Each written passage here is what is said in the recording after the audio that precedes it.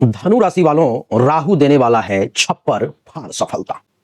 डिवियर सज्जनों, राहु धनु राशि की कुंडली के तीसरे भाव में विराजमान है, तो इसके क्या सकारात्मक और नकारात्मक परिणाम होंगे उसको समझिए। तीसरे भाव में, तीसरा भाव साहस, संचार, छोटे भाई बहन, प्रयास, यात्रा, इन सब का होता है। दृष्टि पंचम सप्तम भाव पर में है तो विवाह का भाव होता है, पार्टनरशिप का भाव होता है। सप्तम दृष्टि नवम भाव पर में है तो धर्म, भाग्य, गुरु, इन सब का भाव होता है। नवम दृष्टि एकादश भाव पर में है तो लाभ, मित्र, इच्छा, आकांक्षा, भाई बहन इत्यादि का होता है। आइए अब इसके 15 परिणाम को समझते हैं कि इस भाव में बैठने के कारण और इन चीजों पर दृष्टि डालने के कारण क्या 15 सकारात्मक परिणाम।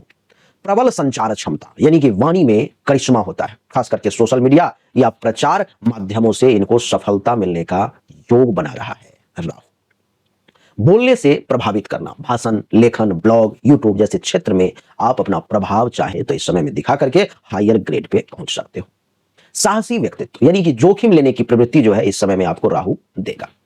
तकनीकी कौशल, कंप्यूटर, डिजिटल मार्केटिंग और आधुनिक टेक्नोलॉजी के क्षेत्र में भी राहु आपकी रुचि को जागृत करेगा। भाई बहनों से अलग सोच, लेकिन इनसे लाभ भी आपको दिलवाने का प्रयास करेगा। साहसिक यात्राएं, विशेष रूप से विदेशी यात्राओं में ये आपको सफलता देने का काम करेगा।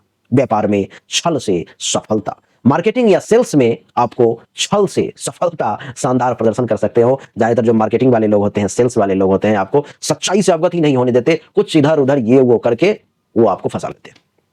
यानी कि राहु जिसके कुंडली में बढ़िया होगा उसको मार्केटिंग और सेल्स के क्षेत्र में शानदार प्रदर्शन, शानदार सफलता मिलेगी।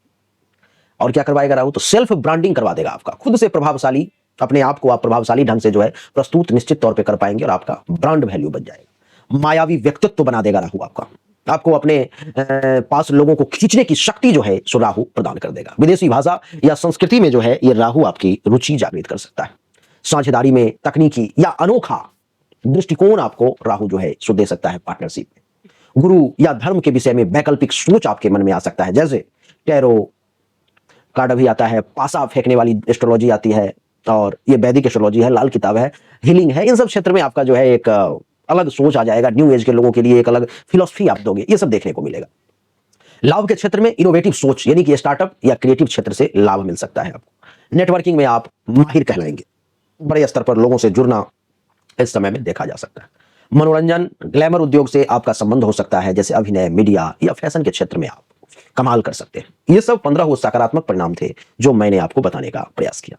अब 5 नकारात्मक परिणाम भी सुने, जैसे कि भाई बहनों से तनाव या दूरी, खास करके छोटे भाई बहन से या छोटे भाई से ज्यादा संभव है। अत्यधिक बोलना या झूठ बोलना जिससे विवाद हो सकता है, इस पर भी काबू करें।